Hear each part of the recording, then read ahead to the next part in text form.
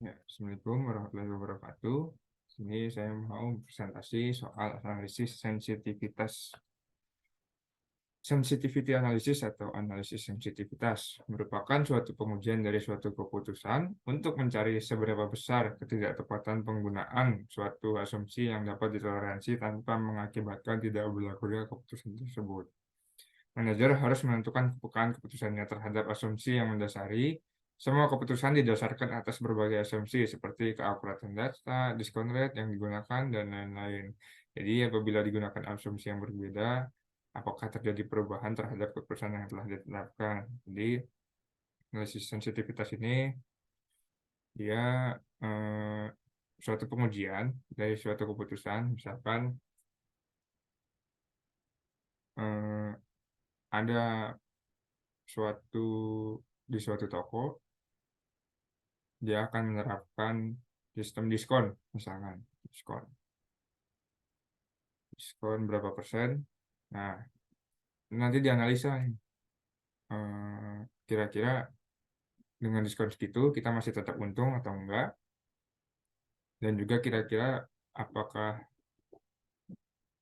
menarik minat para pembelinya atau tidak, dan juga biasanya itu menggunakan data tahun lalu, misalkan oh bulan-bulan sekarang lagi rame-ramenya toko, misalkan data tahun lalu, berarti bisa saja ada yang mengajukan usulan untuk mengadakan diskon. Cuman keputusan tersebut perlu diuji dulu dengan analisis sensitivitas.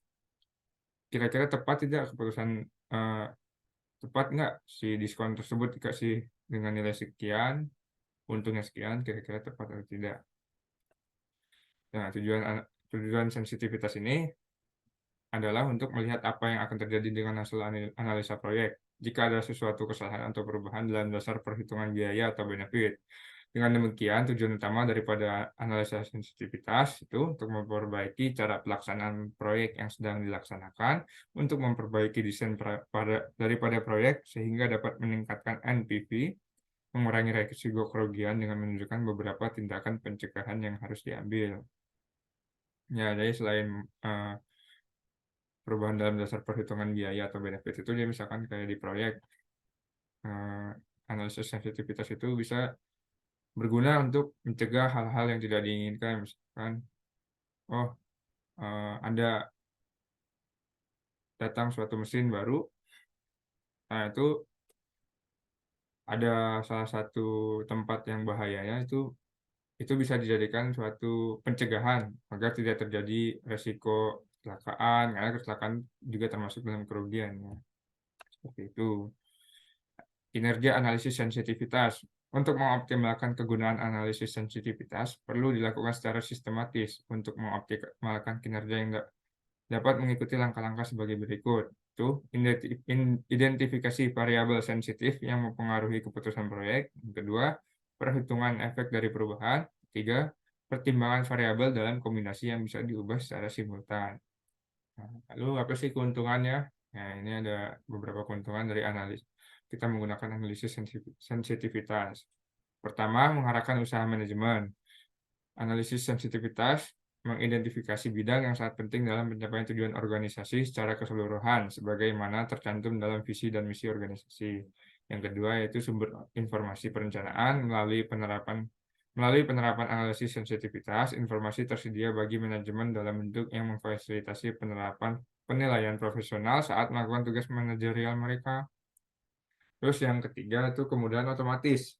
Proses menganalisis kemungkinan efek yang berbeda dari variabel akseptabilitas suatu proyek yang dapat dilakukan dalam sekejap dengan hanya memasukkan variabel dalam analisis sensitivitas perangkat lunak yang secara akurat akan melakukan perhitungan dan membiarkan Anda membuat keputusan. Yang keempat, penerapan kunci analisis sensitivitas adalah untuk menunjukkan sensitivitas simulasi terhadap ketidakpastian pada nilai input model. Yang kelima, mereka membantu dalam pengambilan keputusan. Yang keenam, analisis sensitivitas adalah metode memprediksi hasil keputusan jika situasi ternyata berbeda dibandingkan dengan prediksi utama.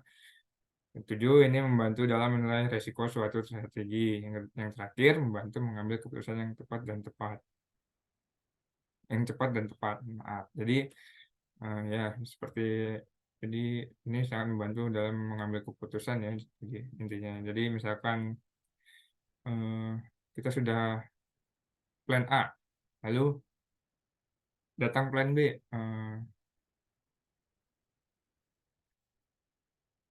kita akan memasukkan plan B. Nah, ini si plan A dan plan B ini harus kita analisa dulu sensitivitasnya, lebih layak mana kita memakai plan A atau memakai plan B. Kalau memang, sudah melakukan analisis sensitivitas, biasanya akan mudah dalam, mengambil keputusan tersebut. Ya seperti itu, mungkin itu saja. Terima kasih, sekian dari saya. Wassalamualaikum warahmatullahi wabarakatuh.